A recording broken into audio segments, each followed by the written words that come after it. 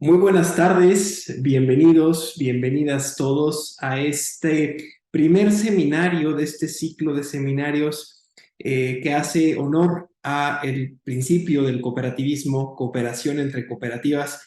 Les damos la más cordial bienvenida, gracias por acompañarnos, gracias a Caja Popular Mexicana, por supuesto, gracias a Caja Popular Marabatío, gracias también a Caja Sigualpilli, gracias también a Caja Finagram y a Caja de PAC, por supuesto, todas de Integradora Central. Muchísimas gracias. Para dar continuidad a este protocolo, me permitiré cederle el uso de la voz a la contadora Laura Hernández para que dirija a todos y todas ustedes un mensaje.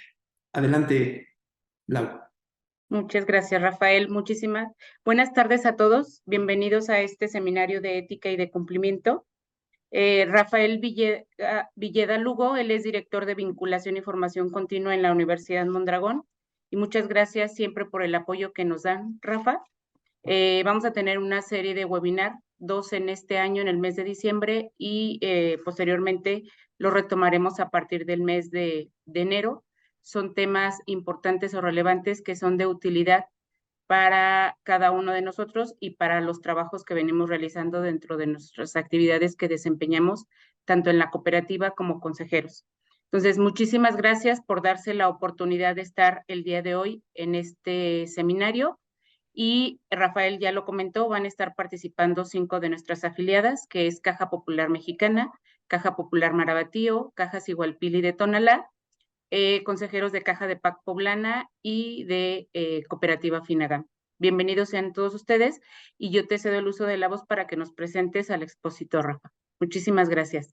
Muchísimas gracias a ti, Laura, y también me permito saludar a Adalberto, presidente de Integradora. Muchísimas gracias, Adalberto, por estar aquí y además estudiante de la Universidad Mondragón, México. Muchísimas gracias. Bueno, pues les presento a nuestro conferencista del día de hoy. Él es el doctor José López del Castillo. Él es licenciado en Derecho por la Universidad del Valle de México, Campus Querétaro, contador público por la Universidad de Guanajuato, maestro en Administración y maestro en Impuestos por la Universidad de Guanajuato. Además, es Master Compliance Officer con mención honorífica por la Universidad Complutense de Madrid, en España.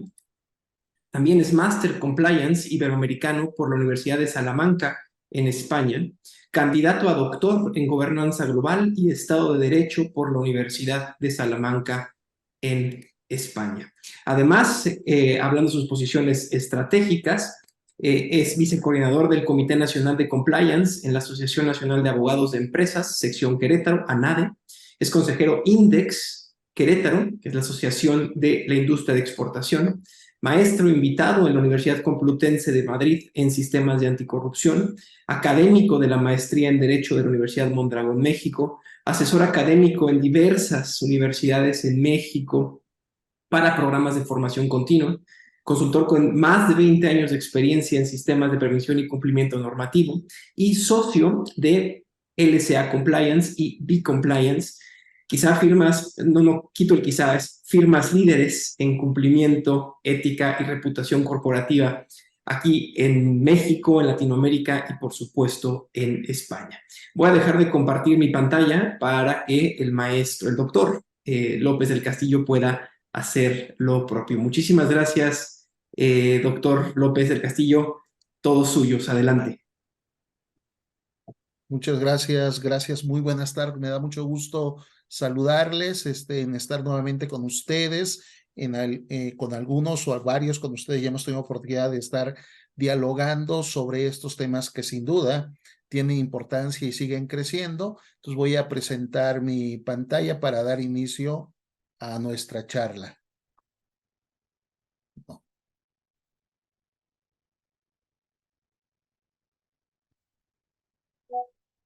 En lo que el maestro López conecta las pantallas, les recuerdo que el chat de esta plataforma está activo para que si hubiera alguna pregunta puedan ustedes escribirla en la plataforma y tendremos un par de minutos al final para que podamos responderlas.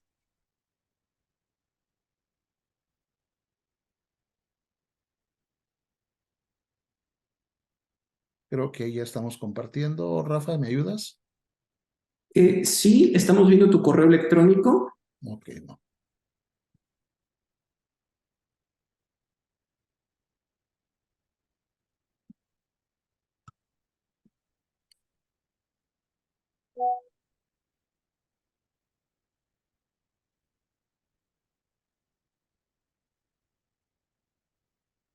Ya apareció. Ya está aquí. Ahora sí, ¿verdad? Ahora sí, estamos viendo, ¿correcto? ¿Y la vemos completa, Rafa, o no? No, pero si le pones en configuración de visualización Ujú. y le das a cambiar vista en moderador de presentación, así, ahora sí lo vemos completo. Muy bien.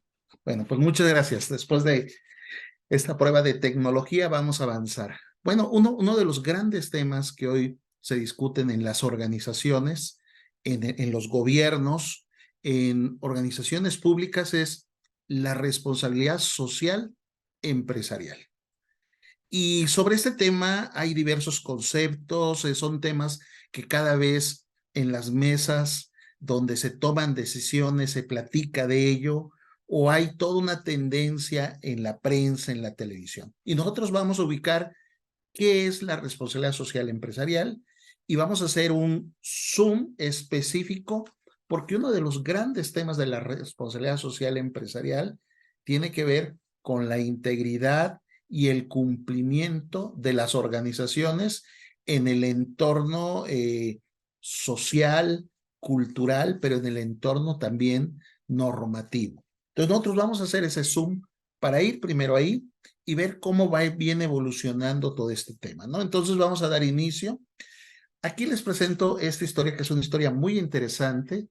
Es un hotel en Japón que tiene más de 1200 años de existir este hotel en Japón. De hecho, ahí se describe, tiene el récord Guinness de ser la organización más antigua del mundo. Y claro, lo que deberíamos de preguntarnos es por qué una organización como es este hotel en Japón ha podido trascender a través del tiempo. ¿Cuáles son los elementos característicos de esa permanencia, de ese estar vigente, de ese poder ser sostenible a través del tiempo, ¿no? Entonces solo lo dejo como una inquietud para ver si con la charla encontramos algunos de estos elementos. Por supuesto que lo que hoy se cuestiona es si las organizaciones solo tienen un fin económico, probablemente ponen en riesgo el futuro de esas organizaciones.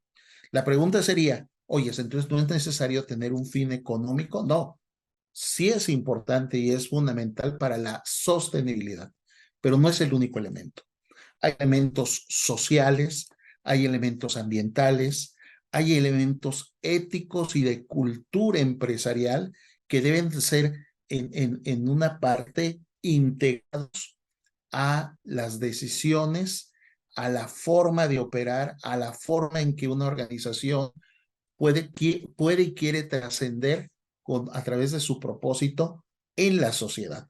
Y probablemente este caso de Oshi Ryoyan, que es el hotel en Japón, varios de estos elementos, sin haberse estudiado, porque al final se vienen estudiando estos temas de la responsabilidad social empresarial en los últimos 15 años a nivel organizacional, pero intuitivamente o en la cultura ya estaban implícitos, ¿no? Porque si esta organización hubiera solo tomado decisiones desde un punto de vista económico, lo voy a poner en términos de negocios, rentabilidad, probablemente no hubiera podido llegar a los 1289 años de existencia, ¿no? Entonces es un gran ejemplo y un gran llamado a las organizaciones a revisar cuáles son los pilares en lo que sustentan su razón de ser, su propósito de ser. ¿Por qué? Porque hoy en la interconexión que tenemos como sociedad, como comunidad, por lo menos lo que hoy se deriva es que los clientes, los participantes, la sociedad, no solo está esperando organizaciones que sean rentables, sin duda es necesario ser rentable, pero están esperando organizaciones que tengan valores adicionales a solo buscar un fin económico. Y de eso vamos a platicar en esta hora que vamos a charlar. Muy bien, pues yo empezaré por decir qué es y qué no es sostenibilidad. ESG, que es, ahorita voy a explicarlo, son términos que empiezan a estar en la prensa, como lo comento, empieza a haber muchos libros, y la responsabilidad social empresarial. Luego vamos a ir a un tema que es el tema del intangible y la cultura. En este caso del hotel japonés, sin duda, la cultura con la que se vive el servicio, con la que se vive operar, con la que se vive realizar el propósito, ha tenido una influencia para que tengan un largo tiempo estar vigentes y ser la empresa más antigua del mundo. Y vamos a ir a ver cómo esto que era sostenibilidad, responsabilidad social, empresarial, etcétera, que antes estaban ubicados como elementos voluntarios en las organizaciones, eran compromisos voluntarios, hoy no es suficiente y empiezan ciertas leyes en nuestros países a tomarlas y a exigirlas como tal, ¿no? De hecho, les comento en Europa hoy que a mí me parece que por lo menos en el tema de respeto a los derechos humanos son las legislaciones más avanzadas, han ido transitando de normatividades voluntarias o lineamientos voluntarios, modelos voluntarios a aplicar en las organizaciones a modelos obligatorios. De hecho, hoy se discute mucho en Europa una directiva de respeto a los derechos humanos para todos los países de Europa, que tendría, en caso de aprobarse, un impacto importante a nivel internacional, donde lo que se establece es los modelos voluntarios no han tenido el avance necesario de las organizaciones. ¿Por qué? Bueno, porque cada uno, dependiendo su criterio, su cultura, en parte recursos, los aplica o no los aplica, ¿no? Entonces, bueno, ahí entonces empiezan ciertos temas que antes eran voluntarios a estar como parte en la legislación y ya esto está pasando en México como tal. Entonces, quisiéramos explicar qué sostenibilidad es que las decisiones, lo voy a parafrasear, acá viene una definición muy amplia, pero quiero más dialogarlo con ustedes. Básicamente tiene que ver que las decisiones que hoy se toman en una organización no comprometan los recursos futuros y las generaciones futuras. ¿En qué ámbitos? En el ámbito social, en el ámbito ambiental, en el ámbito empresarial, ¿no? Entonces, al final, debemos de tener en la conciencia y en la cultura, cuando estamos tomando decisiones y haciendo planes estratégicos, si lo que estamos proponiendo es sostenible o no es sostenible, ¿no? Y probablemente ahí en las organizaciones, en los planes de trabajo, en las estrategias y en las tácticas, estamos en el mundo de lo voluntario. ¿Qué quiero decir cuando decimos estamos en el mundo del voluntario? Que no vendrá ninguna autoridad a tocarte la puerta y decir, te voy a multar, salvo lo que ya está establecido en las leyes, ¿no? Hoy, por ejemplo, hay una gran discusión en México de ya se modificó salarios mínimos, se están modificando semanas laborales, etcétera, etcétera, y sin duda esas leyes están retomando algo que incluyen como un tema obligatorio y que probablemente algunas organizaciones ya lo hacían con jornadas reducidas o jornadas de trabajo variables, etcétera, etcétera, pero lo hacían desde un punto de vista voluntario, ¿no? Entonces debemos de tener en cuenta cómo ahorita estamos en un momento en las organizaciones y en los estados donde los temas voluntarios empiezan a transitar a temas obligatorios. El ESG, que como acá mencionamos, sus siglas tienen que ver con el tema social, el ambiente y la gobernanza, son medidas para efectos de poder evaluar una organización qué tantos elementos o acciones tiene en la sostenibilidad. ¿Qué elemento debemos de destacar de este concepto? Bueno, sin duda el tema de la gobernanza, cuando habla del tema de la gobernanza, habla de los tomadores de decisiones. ¿Dónde tiene que permear una conciencia y elementos más culturales, éticos, ambientales, sociales? En la autoridad máxima de una organización. Y por eso la gobernanza está aquí incluida. Esto quiere decir que si los que toman decisiones en una organización, los consejos directivos, las mesas directivas, los consejos de administración, en algunas organizaciones son los dueños, los accionistas, no tienen esa cultura, no tienen esos elementos, pues por supuesto van a seguir bajo una línea tradicional de rentabilidad diciendo, los objetivos de este negocio es crecer en mercado, crecer en margen de utilidad, reducir costos, y entonces el tema social y ambiental, el tema ético, el tema de cultura en una organización no se visualiza. No se visualiza porque el que está tomando decisiones no tiene ese criterio para poderlo llevar a su dinámica de negocios. La pregunta sería si es necesario esto. Bueno, sin duda, hoy vemos que hay una tendencia en el mundo donde los consumidores, los usuarios, ¿sí? No solo están buscando servicios y calidad, que ese era el paradigma hace 20 años, servicios y calidad. No, estoy buscando que ese servicio y calidad tenga un plus en las organizaciones con un compromiso social, con un compromiso en medio ambiente, etcétera, etcétera, ¿no? Y entonces, bueno, ahí estamos en el mundo de los temas voluntarios, ¿no? Entonces yo destacaría, sin duda, hoy los tomadores de decisiones, si quieren establecer las bases, los pilares de una organización sostenible en el tiempo, que pueda perdurar en el tiempo, tendrán que considerar elementos sociales, ambientales, culturales y éticos en la toma de decisiones, incluido sin duda el que pueda tener viabilidad y rentabilidad económica, ¿no? Eso se da por hecho, pero hay otros elementos que debemos incluir. Entonces, el ESG ya integra el tema de la gobernanza y le da esa importancia. Si en el máximo órgano de gobierno no existe esa conciencia, difícilmente una organización va a desplegar acciones que estén de acuerdo con la sostenibilidad. Y así llegamos a la responsabilidad social empresarial.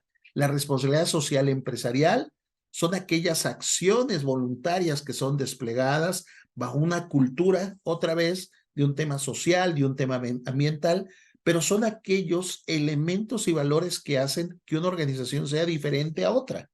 Sin duda, si esto tiene que ver con las personas, con los que toman decisiones, bueno, quiere decir que la responsabilidad social empresarial es un concepto amplio, pero se materializa, se hace vida, se hace acción, dependiendo de cada organización en particular.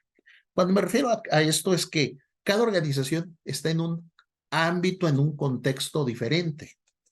Por ejemplo, una organización que se encuentra en una zona geográfica donde muy cerca o está dentro de zonas de gente que tiene lenguas originarias, dialectos originarios, bueno, probablemente una forma de acercar servicios, de acercar productos es a través de generar comunicación en el lenguaje de la comunidad.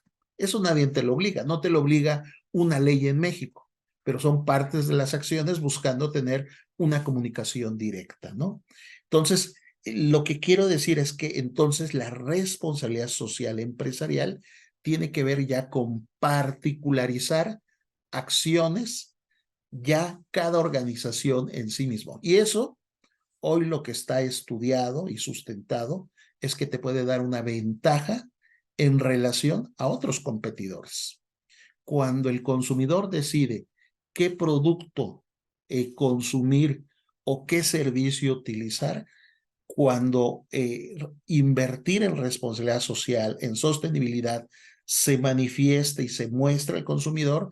El consumidor, ante una igualdad de precios y calidades, tiene otros elementos para encauzar su consumo o los servicios que está buscando, ¿no? Entonces, al final empieza a ser, sin duda, la responsabilidad social empresarial una parte de que el cliente, el consumidor, se sienta parte de la organización porque se siente identificado ¿con qué?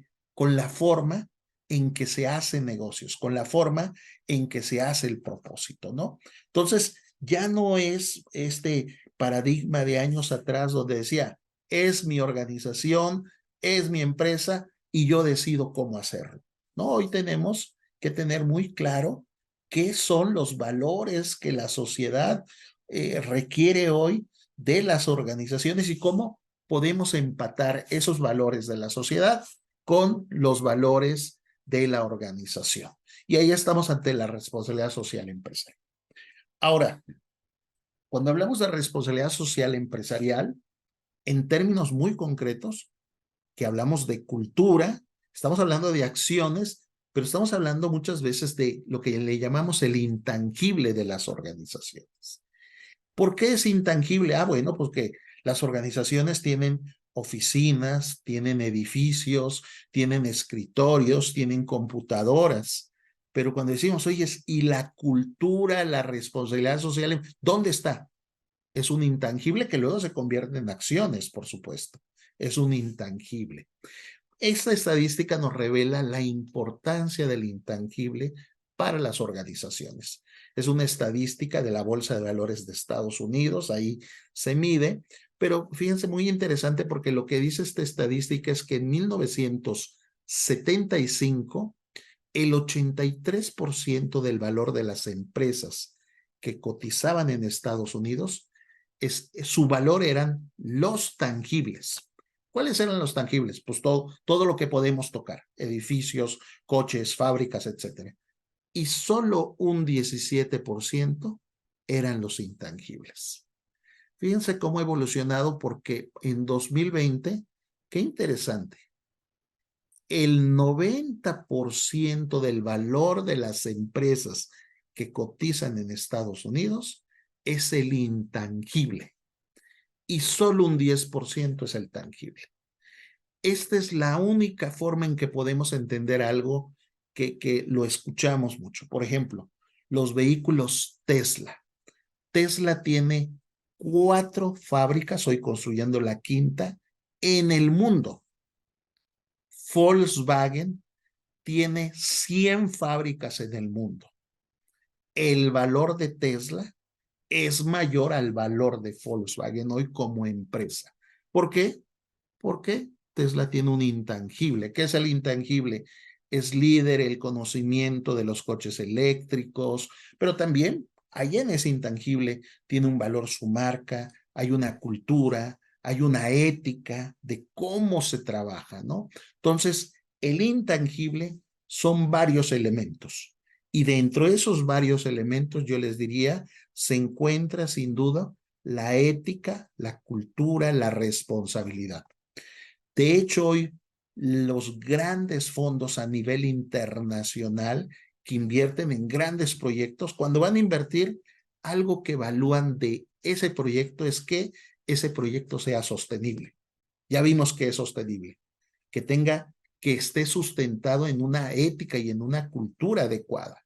¿Por qué? Porque otra vez esos fondos ya tienen muy claro que el beneficio a corto plazo no necesariamente es un beneficio a mediano o a largo plazo si no está sustentado en temas culturales, temas éticos, temas ambientales y temas sociales, ¿no? Entonces, bueno, esto nos revela que el intangible es muy importante y sin duda en las organizaciones donde ustedes están hay un gran intangible, un nombre, un prestigio en el mercado. ¿Por qué un usuario decide ir a una sucursal de ustedes y no a la del competidor? Bueno, ya está en parte el prestigio, la forma en que lo atienden, etcétera, etcétera, ¿no? Entonces, el intangible es muy importante en los negocios. Entonces voy a seguir avanzando porque, bueno, ahorita vamos a cuestionar, ya hablé de Volkswagen, Volkswagen con más de 100 plantas. En 2015 tiene un gran descalabro a nivel mundial Volkswagen. ¿Por qué? Por una toma de decisiones de sus directivos que iba en contra de las leyes y que era una toma de decisiones no ética. Volkswagen modifica un chip que lleva en el sistema de emisión de contaminantes y los vehículos, cuando percibían que estaban haciéndoles pruebas para ver si cumplían las leyes en los países para no contaminar, falseaban la información y daban el resultado adecuado. Pero cuando estos vehículos salían a carretera y eran medidas su contaminación, estaban contaminando 40 veces más que lo permitido por la ley. Entonces, alguien, por una decisión económica, al final Volkswagen lo que quería en ese momento era que sus vehículos quitar la brecha de la ventaja que llevaban los vehículos japoneses en el mercado americano.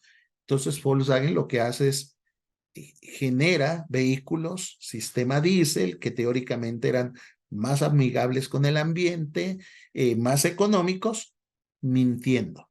Esto es información de prensa. Hay un muy buen documental en Netflix, se lo recomiendo. Y hoy, gente que tomó esas decisiones está en la cárcel o ya ha pasado por la cárcel de los directivos, ¿sí? Pero la gente en Estados Unidos empezó a devolver y en el mundo sus coches decían, me engañaste, yo compré un vehículo que fuera un vehículo amable con el medio ambiente y hoy estoy envenenando el medio ambiente, ¿no? Entonces tuvo un gran desprestigio. En aquel momento lo que se estima es que perdió 80,000 millones de euros, su acción perdió un 16% en un día, la acción de Volkswagen. Y la pregunta es, oye, Volkswagen en aquel momento, en ese mes, creo que fue 16 de septiembre, en los días de septiembre del 2015, se afectó su fábrica, se afectaron sus edificios, se afectaron los moldes con que hacía los troqueles, ¿no? ¿Qué se afectó? Su reputación, su intangible. Alguien en la organización tomó una decisión solo observando el tema del beneficio económico y no el tema ético, la cultura, los valores y lo que podía ocurrir, ¿no? Y bueno, este es un gran ejemplo. Volkswagen terminó pagando al gobierno de Estados Unidos 3,500 millones de dólares de multa, y en México y en Francia y en Alemania, y el gran desprestigio. Y bueno, hoy ha tratado de resurgir la organización después va a cumplir, esto tiene 8 años que ha pasado, está tratando de resurgir con mayor fuerza y reforzando todos sus elementos, ¿no? Bueno, solo esta es una estadística muy reciente de cuáles son las empresas con más valor en el mercado. Y lo que les quiero decir a ustedes, ya creo que en esta charla ya lo tenemos claro, pues este valor, cuando dicen la organización más valiosa en el mundo es Apple. Bueno, si vamos al estado financiero de Apple y le pedimos un inventario, sabemos que ese monto que está aquí no es sus tangibles, mucho es su intangible. Claro, Apple es un líder en tecnología, etcétera, y seguramente ahí tiene el conocimiento, las marcas, los registros ante las autoridades industriales para proteger sus patentes, etcétera. Pero ahí mismo, sin duda, está el tema de la cultura, de la ética, etcétera. Entonces es muy importante, porque entonces lo que quiero decir con esto es que si estos temas de intangibles tienen un gran valor en las organizaciones, 90% de estos valores en promedio son intangibles, entonces en las organizaciones, alguien tiene que cuidar el tema del intangible. Alguien tiene que cuidar el buen nombre, el prestigio, la cultura ética, la cultura, la forma en que qué decisiones se están tomando, ¿no? Antes de que esto sea un tema ante una autoridad, como es el caso de Volkswagen, y el desprestigio ante los clientes. Entonces, esta es una nueva tendencia que viene hacia las organizaciones de que alguien cuide el intangible. De hecho, sin duda, lo sé por el contexto donde ustedes participan, que ustedes tienen una regulación muy fuerte en prevención de lavado de dinero, y hay lo que llamamos el oficial de cumplimiento de prevención. Bueno, claro, este oficial que revisa y cumple ciertas obligaciones de prevención de lavado de dinero, en otras organizaciones revisa y está al pendiente de otros elementos tan importantes como es el tema regulatorio en el tema de prevención de lavado de dinero, ¿no? Bueno, entonces acá, ahí ustedes tienen, sorprendente, ¿no? Como todas las empresas de nueva tecnología están al frente, ¿no? Están al frente pocas organizaciones. Las petroleras que años atrás eran las más valiosas, bueno, ya hoy se van rezagando, ¿no? En parte por esta tendencia también hacia otras fuentes de energía. Bueno, si hablamos de entonces que la ética, la cultura, los valores, la toma de decisiones es importante, sin duda el tema de la corrupción es un tema que merma el intangible, que puede dañar a las organizaciones. Eso es lo que pasa en Volkswagen, ¿no? Alguien tomó una decisión fuera de los lineamientos legales y de la propia organización. Y entonces aquí es lo que tendríamos que cuestionarnos en México, en dónde estamos en el tema anticorrupción. Sin duda, un gran camino por hacer, por recorrer. De hecho, anecdóticamente les comento cuando empezó este gobierno que hoy tenemos a nivel federal. Yo fui invitado a una reunión a la Universidad Mondragón, que fue una reunión del Día del Abogado. Habían 180 abogados jóvenes y yo hice una encuesta hoy con el teléfono celular, hice una encuesta. Y la verdad que en ese momento yo les preguntaba qué esperaban de este gobierno, si veían los jóvenes estaban muy optimistas de que se iba a avanzar en el gobierno en el tema anticorrupción. Por lo menos la estadística de Transparencia Internacional, que es el organismo a nivel mundial más serio en este tema, no es el único, establece que México se ha estancado, ¿no? El primer año hubo un avance de 2 puntitos, pero está estancado. Esto quiere decir que del 1 al 100, quien está más cerca de 100 es el país menos corrupto y el más lejano. Entonces, por ejemplo, Dinamarca tiene 90 puntos, México tiene 31 puntos. Fíjense, nosotros para llegar al nivel de Dinamarca, ¿cuánto necesitamos avanzar? 60 puntos, porque hoy tenemos 31 puntos, ¿no? La otra, México avanzó 2 puntos cuando inició este gobierno y se ha estancado.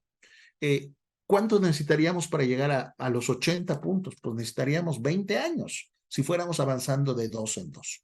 Bueno, esta estadística tiene que ver con la función del gobierno, con la función del Poder Judicial y con la función de las organizaciones. Las organizaciones también contribuyen a este punto, ¿no? Entonces, es muy, muy importante reforzar el tema de la ética y el tema de prácticas no corruptas al interior de las organizaciones, ¿no? Bueno, si la cultura es tomar las decisiones correctas y adecuadas bajo el margen de la ley o dentro de los límites de la ley, más bien dicho, pero también bajo los valores de la organización, ambientales, sociales, de la comunidad a la que yo le aporto valor. Bueno, entonces tenemos que decir cómo generamos cultura dentro de la organización, ¿no?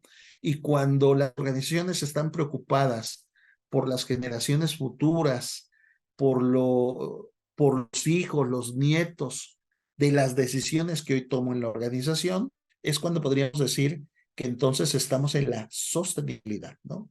Las decisiones que tomo en el presente o trato de no comprometer las generaciones futuras, ¿no?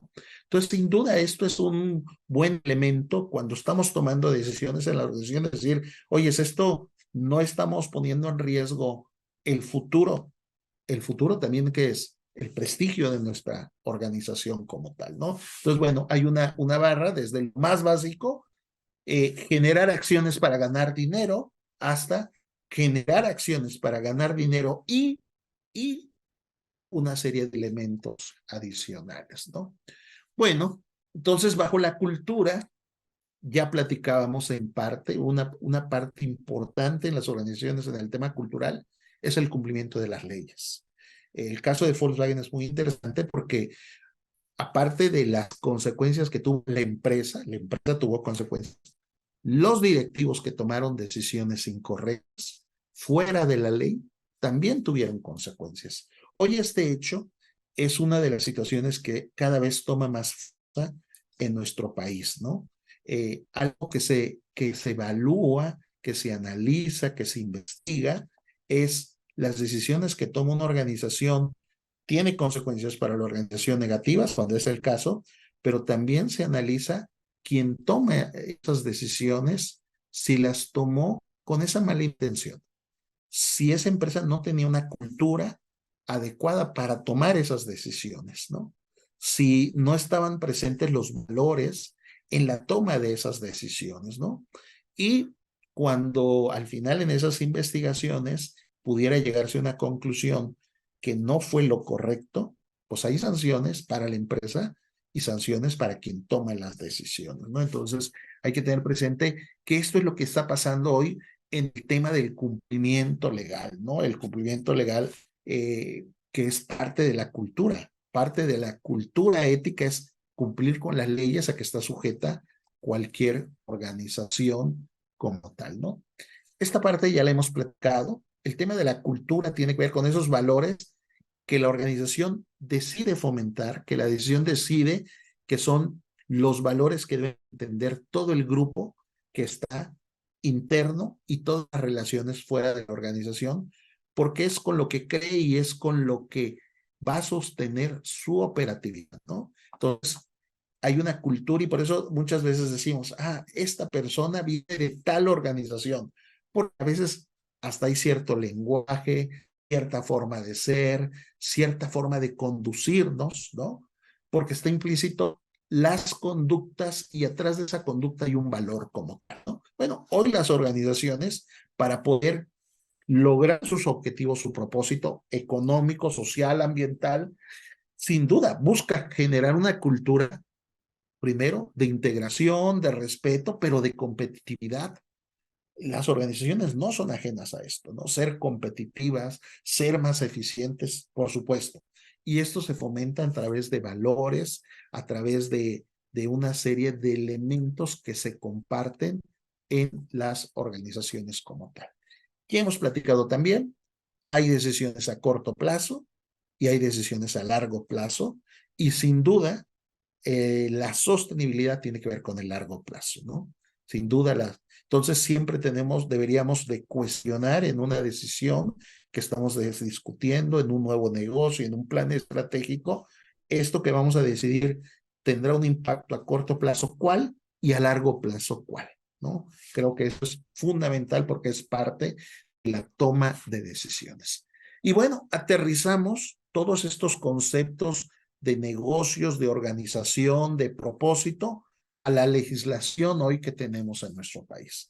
Como lo he comentado, hoy los gobiernos están observando que todo esto que era voluntario y que en algún momento se propuso y que cada organización, dependiendo distintos elementos, tomó y aplicó y algunos no, pues no. Los gobiernos dicen, no es suficiente esto. Deben haber ciertos mínimos que todos deben de aplicar. Y cuando hablamos de ciertos mínimos, pues hablamos ya de leyes que así o nos obligan o nos sancionan si lo tenemos o no lo tenemos, ¿no? Y en los últimos años hemos tenido, bajo el tema de sostenibilidad y responsabilidad social empresarial, dos leyes que han tomado y que siguen tomando mucha fuerza. Todo el tema que tiene que ver con el tema anticorrupción, por eso mostré la estadística, un gobierno libre de corrupción, un desempeño en las organizaciones privadas libre de corrupción, un desempeño en las organizaciones que tienen un fin social, entiéndase, fundaciones, asociaciones civiles, que en su fin no es de lucro, pero que tienen que también estar libres de corrupción, ¿no? Entonces, hay un trabajo que se está buscando, hay una ley que se ha planteado ahí, que ahorita vamos a dar 2 pinceladas solo para que ustedes tengan en mente qué es y cómo deben de estar al pendiente del tema, porque hay consecuencias fuertes y severas. Y la segunda parte es lo que hemos llamado desde hace 6 años, que es esta ley, la responsabilidad penal de las empresas, que es un poco como el caso de Volkswagen, ¿no? Se tomó una mala decisión en la organización, hay sanciones para Volkswagen, pero hay sanciones para el que toma la decisión incorrecta, ¿no? Ojo, no quiere decir esto que se esté limitando la libertad empresarial o de negocios o de administración y que solo hay una forma de tomar decisiones. Pero sí, cuando se toman decisiones violando las leyes y existe la intención de que eso suceda, bueno, pues hay sanciones severas para la organización y para quien toma las decisiones. Voy a poner un caso. Por ejemplo, sabemos que en México uno de los grandes temas que se han discutido al inicio de este gobierno, ahorita con este tema que ha pasado de el gobernador de Nuevo León, etcétera, él mismo dice, es que hay gente que se ha beneficiado incorrectamente en el gobierno porque ha dado facturas falsas. Comprar facturas, ir a buscar una empresa que llamamos facturera para que las organizaciones, las empresas paguen menos impuesto o para sacar dinero del gobierno. En este caso, escuchaba al gobernador de Nuevo León que lo decía, pues sin duda, esa es una decisión que afecta a la organización porque está dejando de pagar impuestos la organización y se le va a sancionar, pero que la persona que propone, que hace, que tiene la idea, que impulsa, que facilita los recursos en una organización para que pase eso, está asumiendo una responsabilidad. Es como el caso de Volkswagen, ¿no? Entonces esto ya existe, se ha ido reforzando en la ley cada vez más y me interesa pues que ustedes como tomadores de decisiones lo tengan presente y lo más importante es que hay medicinas, déjenme les llamo así, que ayudan a prevenir esto, porque esto es parte del intangible. La cultura de cumplir la ley, de hacer actos sin corrupción, de hacer actos dentro de la organización que no se configure en un delito, es parte de lo intangible y alguien lo tiene que cuidar en la organización como tal, ¿no? Entonces, bueno, ese es el interés de aterrizar en esta parte. Ley anticorrupción.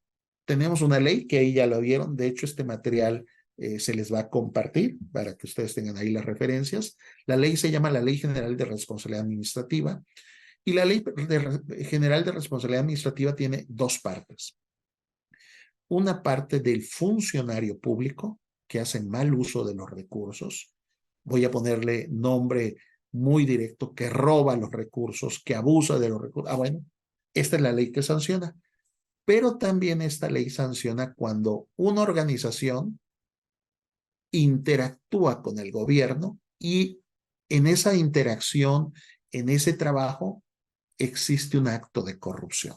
Por ejemplo, si a mi oficina, que es una sociedad civil, llega el notificador del seguro o el auditor del seguro social y yo, como tengo pendientes, entorpezco esa actividad o le ofrezco dinero al auditor para que no efectúe adecuadamente su auditoría. Bueno, ese acto de ofrecer dinero a una autoridad para que no lleve a cabo su actividad, su función, es un acto de corrupción, es cohecho y es sancionada en esta ley. Ahora, ¿a quién van a sancionar esta ley? Pues primeramente va a sancionar a mí como persona física, es el caso de los directivos de Volkswagen, pero también se le sanciona a la persona, a la organización, a la persona jurídica le llamamos, a la sociedad.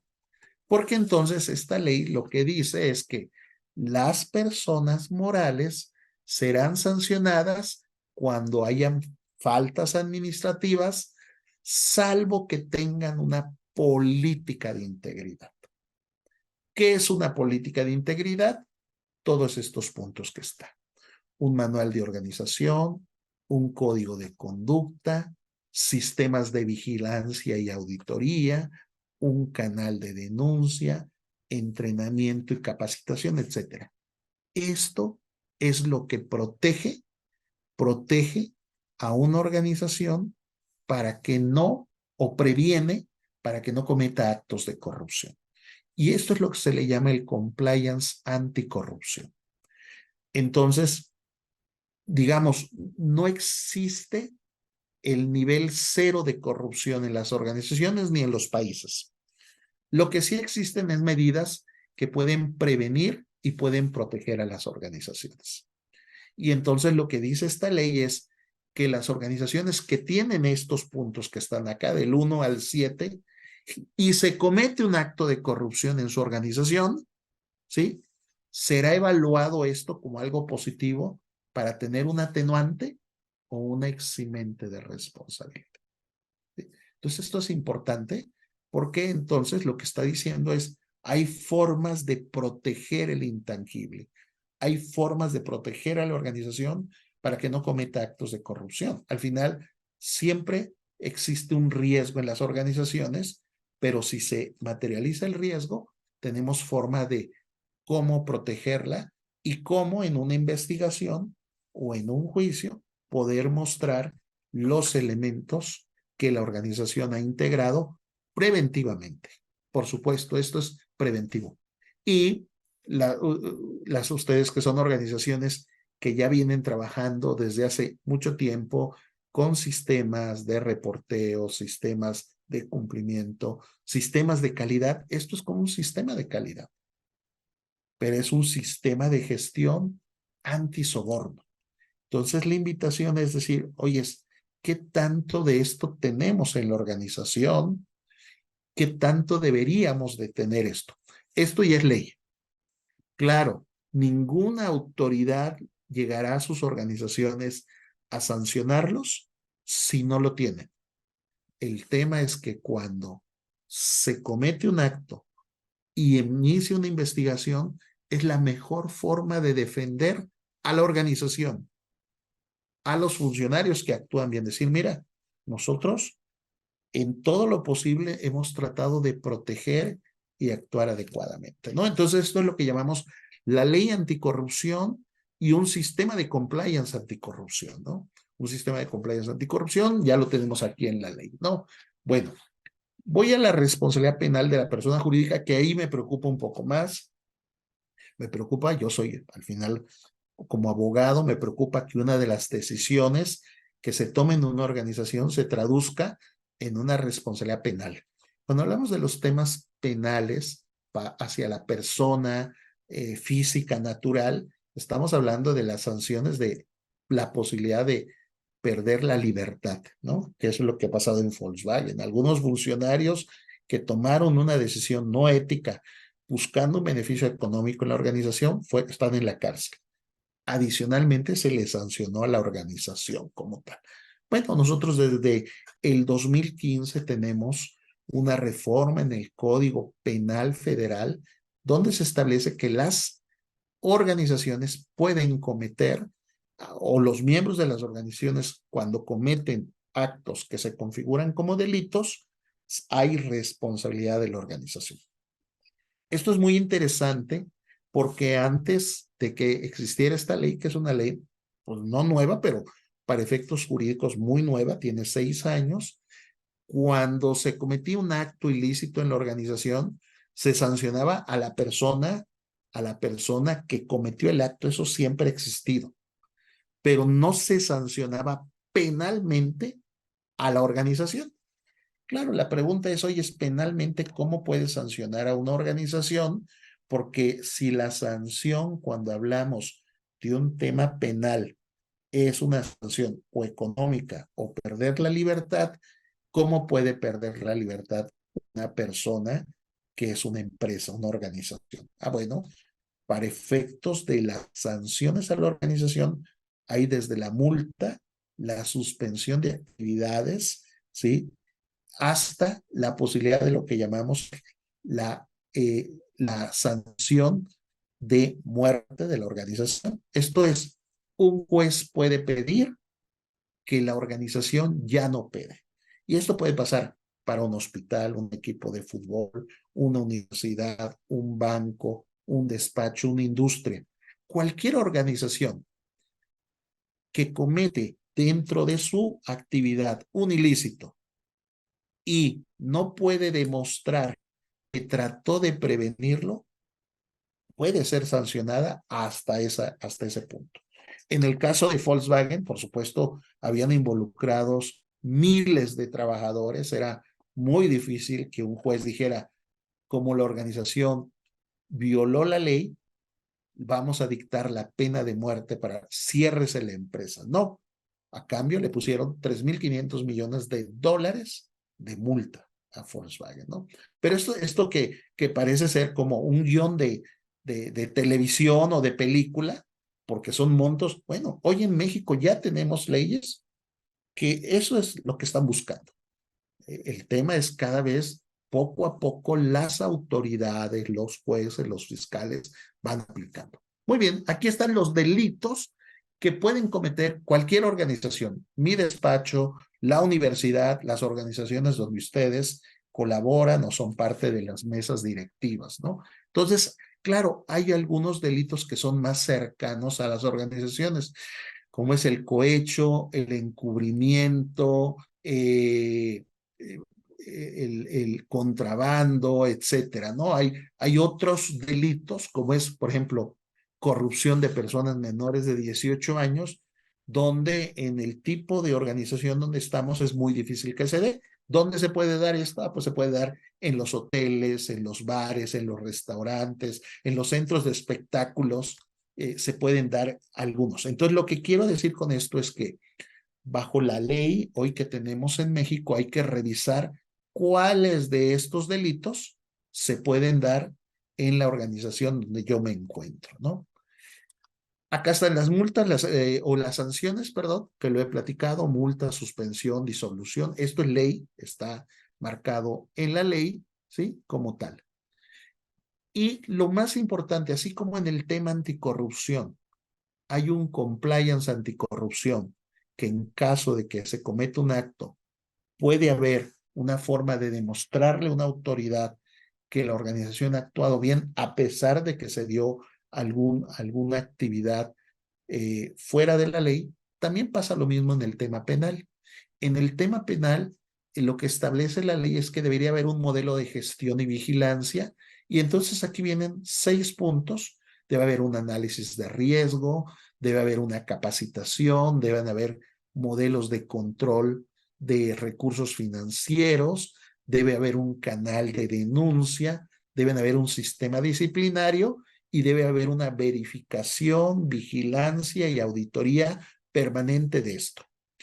Otra vez, esto que estoy ahorita explicando, ninguna autoridad nos sancionará si no lo tenemos.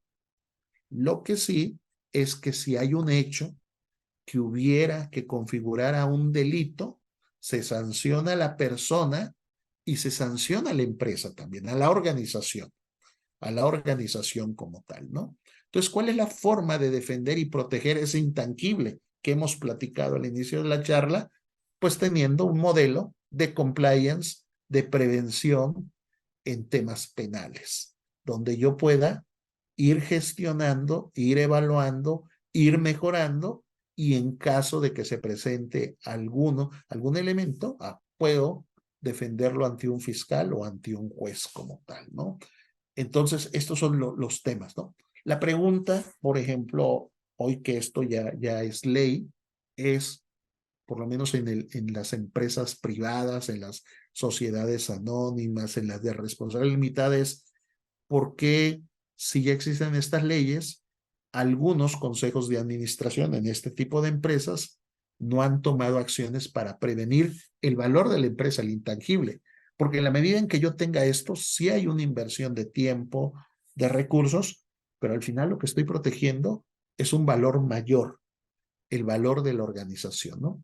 Entonces, por lo menos hoy todas las empresas cotizadas en México y en el mundo ya tienen lo que llamamos el compliance anticorrupción y el compliance penal, ¿no? La prevención de lavado de dinero también es un compliance, ¿no? Es un compliance en prevención de lavado de dinero. Entonces, uno de los temas es reflexionar de esto, qué sí tenemos y qué no, y si no fuera necesario implementarlo como tal, ¿no? Muy bien, voy a ir cerrando la charla, 5 minutos tenemos, porque bueno, hay muchos casos de no compliance, todo esto son temas en las noticias, no es información pública. Por ejemplo, Rolls Royce pagó 807 millones de dólares por un caso de corrupción. Rolls Royce, solo les comento, a lo mejor lo que nos puede venir a la mente principalmente son sus coches de superlujo, pero su negocio principal de Rolls Royce son las turbinas de aviones. Ellos son líderes en las turbinas de aviones y acá hay una multa y son empresas que en sus países son empresas como de gran reputación, pero cuando salen a otros países y quieren vender turbinas, etcétera, siempre hay la tentación por ganar un negocio de hacer un acto de corrupción como tal. Volkswagen, ya lo comentamos, el caso de Volkswagen, ¿sí? Airbus, 3.600 millones pagó para cerrar también un caso de corrupción porque estaban vendiendo y para que compraran sus aviones ofrecieron dinero a ciertos funcionarios. El caso de Siemens, la alemana, 800 millones tras un acuerdo en caso de corrupción, ¿no? Odebrecht, que ustedes por lo menos la gran mayoría de nosotros en México lo conocemos porque todavía es un caso vigente. De hecho, el abogado que defiende al exdirector de Pemex, a Emilio Lozoya, amigo personal, y bueno, ellos tuvieron una sanción Odebrecht de 3.500 millones, ya que han pagado y que en muchos países tuvo grandes descalabros este tema, ¿no?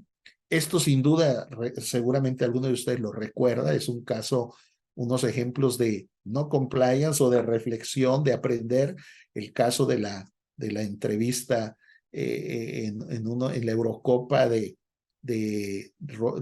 CR7, donde le ponen las Coca-Colas ahí, él dice Coca-Cola no, agua sí. Fíjense el efecto, el intangible. Acá lo que está es el intangible, ¿eh? Una declaración de un líder de opinión, de una persona que tiene una gran influencia en el mundo, 4.000 millones de dólares bajó la bolsa de valores, porque alguien tuvo que cuidar, alguien tiene que aprender y alguien tiene que hoy, con la lección aprendida de esta entrevista, cuando suban los deportistas, decir, oye, hay compromisos, no puedes hacer esto, el cumplimiento, la prevención tiene que estar ahí, ¿no? Entonces, este es uno de los casos muy interesantes que tenemos. A ver, no está pasando a mí. Bueno, este es un caso de compliance, me gusta mucho. España es uno de los países que más ha avanzado en el tema. De hecho, nosotros seguimos en México, la legislación que tenemos es una legislación que casi es una copia fiel al Código Penal español. Los españoles desde 2010 empezaron con estos temas, nosotros empezamos en 2015. Y la Liga de Fútbol, que la conocemos, donde está el Atlético de Madrid, el Real Madrid, el Barcelona y todos los equipos de primera y segunda división de España, ellos obligan la liga obliga a los clubes de fútbol a que presenten antes de empezar la temporada de fútbol un dictamen de su compliance penal y anticorrupción, esto que les he platicado, que está implementado y que es adecuado. Si no presentan eso, no pueden jugar. El tema es, pregunta, ¿esto es una ley? Si no lo hace el Atlético de Madrid, ¿lo sanciona el gobierno español? No, es la regla del sector, de la liga. ¿Qué está haciendo la liga? Proteger, cuidar un gran negocio. La liga genera al año 5.000 millones de euros. Es un gran negocio. Entonces, en la medida en que Yo cuido el intangible, la reputación, etcétera, etcétera, y la cuidan mis asociados, dice la liga, todos los que juegan fútbol, estamos teniendo un negocio con menor riesgo, ¿no? Y esto es lo que hace la liga. La liga exige esto. De hecho, yo tengo oportunidad de trabajar con algunos equipos de fútbol de primera división en México, en España, y uno de los principales riesgos es que exista un amaño de partidos, ¿no? Que puedan decir, pues ganamos o perdemos y haya dinero. Pero uno de los riesgos también muy importantes son los riesgos de violencia en los estadios.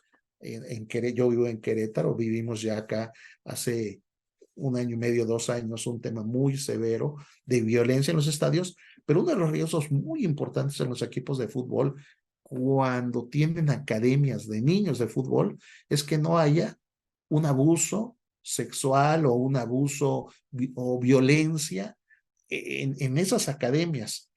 Porque fíjense, eso no tiene nada que ver con que gane o pierde el equipo de fútbol, pero si hay un desprestigio, hay una acción, hay algo que no han cuidado, pueden afectar en forma muy importante al equipo de fútbol y a lo que vale el equipo de fútbol, ¿no? No al resultado. Entonces, esto es lo que es el compliance como tal, el intangible. Por último, para terminar esto, estas es dos fotografías reales, son fiscales de Querétaro, del estado de Querétaro, que acudieron a España, a Madrid. Yo soy profesor invitado a la Universidad Complutense de Madrid.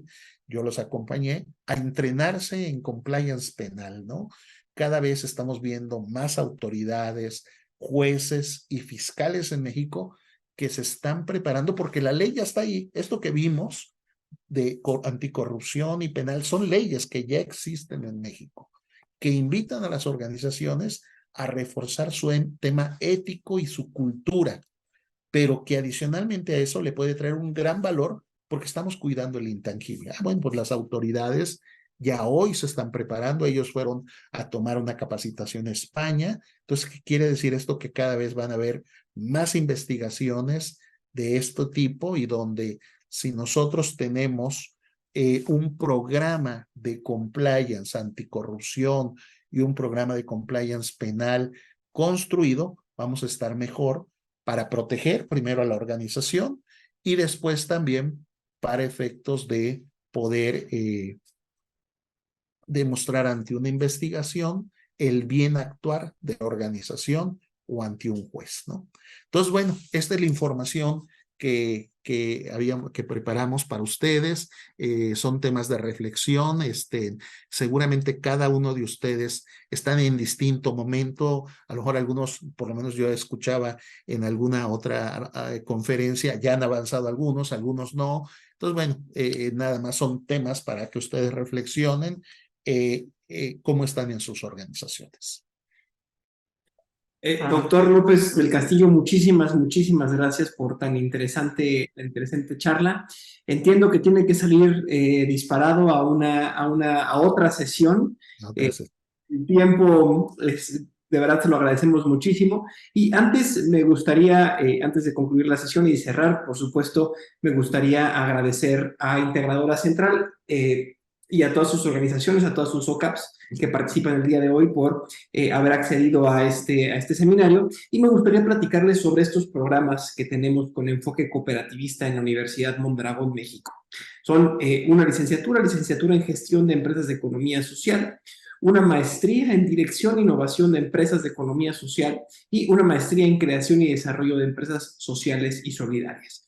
Gracias al convenio de colaboración que tenemos con Integradora Central y con la CONCAMEX, para todas las personas que integran a las OCAPs y por supuesto las federaciones, tenemos un montón de becas, convenio para colaboradores, socios y familiares directos. Si ustedes escanean el código que aparece en su pantalla, podrán recibir más información y conocer más información sobre estos programas que cuentan con registro de validez oficial ante la Secretaría de Educación Pública y que están diseñados y pensados precisamente para ayudar a las personas que trabajan en las cooperativas, que trabajan en las OCAPs, para atender los problemas de su cooperativa. Estos programas pueden ser tomados 100% a distancia. Tenemos estudiantes de Oaxaca, de Zacatecas, de Chiapas, de Chihuahua, de Monterrey, de Querétaro, de Ciudad de México, de Veracruz. Tenemos estudiantes, incluso hasta del extranjero tenemos estudiantes. Entonces, si ustedes quisieran tener más información, no duden en escanear el código, en llamarnos y por supuesto les agradecemos muchísimo, muchísimo, muchísimo que hayan estado aquí. Muy próximamente les estaremos enviando a través de Integradora Central sus reconocimientos por haber asistido a esta conferencia. No me queda más que agradecer a las 5 cooperativas que se conectaron el día de hoy y por supuesto a Laura Hernández y a Vanessa Leiva por el apoyo en la gestión de estos webinars. Nos vemos ahora sí la próxima semana. Que tengan una muy bonita tarde de, hoy es jueves, no, miércoles, martes, Dios mío, martes, ya no sé ni en qué día vivo, y nos veremos muy próximamente. También el link de la grabación de este video se los estaremos haciendo llegar, y pues que tengan bonito, ya vi que Gina ahí se estaba riendo de mí, bueno. Pues muy bien, muchísimas gracias y les enviamos presentación, link de video y reconocimientos. Saludos a todos, por allá veo a Diana, muchas gracias, Diana de CPM, Andrés, Vane, Lupita, Ángeles Gómez, César Aceves, Tomás Álvarez, a todos los que están aquí conectados, gracias y que tengan una muy bonita tarde de martes. Hasta luego.